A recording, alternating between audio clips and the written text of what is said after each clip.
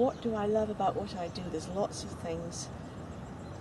For a start, with the Subantarctic Gallery and projects like this, I've actually had the privilege of going to the Subantarctic Islands, which is something very few people get to experience firsthand. So that's a huge privilege. And meeting people who are specialists in their own fields and learning from them. And really just the excitement of being able to contribute to telling Southland's story, because Southland is one of the richest places in terms of its human and natural heritage that you could ever wish to experience. I'm in the position where I'm going the opposite way than the intensification of farming. Well, that's livestock farming, more into the intensification of farming plants. And whether there'll be money in them or not in the end has sort of become secondary. But I must say that in saying that, we can make a good income out of seed of certain species, so not all is lost. Well, I'm involved in farm forestry, giving advice on everything from shelter planting to riparian planting in the early days, but I tend to let the soil con guys at Environment Southland take over that role. But we still produce plants in the nursery, and I've always been a strong advocate of protecting waterways ever since I can remember. I'm not a born-again environmentalist. I've had it ever since day one, probably through my father. If you're in a straight pastoral farming, the environment you've got is only something like 10 to 15 centimetres of soil and grass, but in these trees here, I've increased the potential biodiversity by 100, 200-fold. That's the potential of it, and we can hear birds in here now, so they wouldn't be here, it would just be a paddock.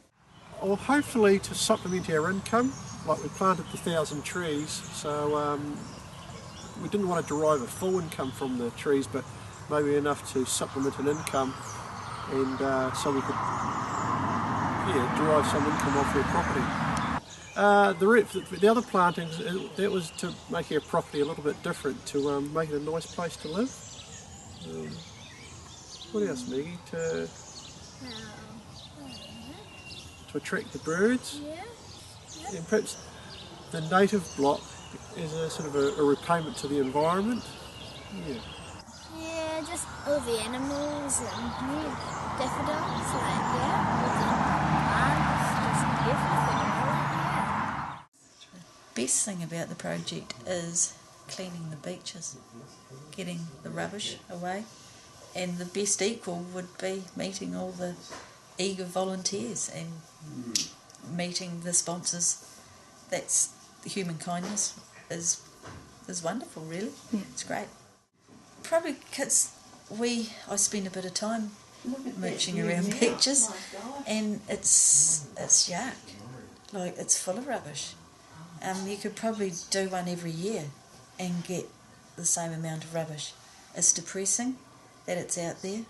It's so pleasing when it's gone. To fly back over those beaches once they've been picked up is just like, wow, that's how it should be, and that's rewarding.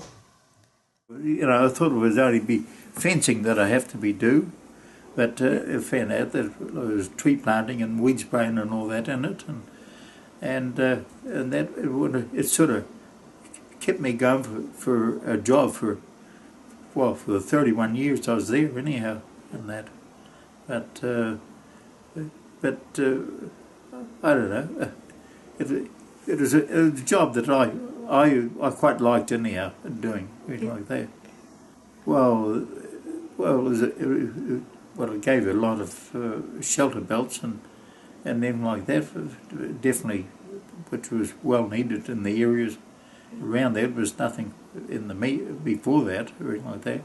But once the shelter belts were all put in, grass grew better, even like that, and that I suppose the sheep had more shelter, and that they were able to carry much along, a lot more stock and everything like that. Yeah. Well, I don't know. It just seemed to. I just seem to like planting trees. I remember one afternoon, it was 4 o'clock and bad weather, and it was snowing heavily, and I was there planting trees, and the school bus went past, toot, toot, toot, they're yelling at me, go home. and like so that. But I don't know, there's something about it.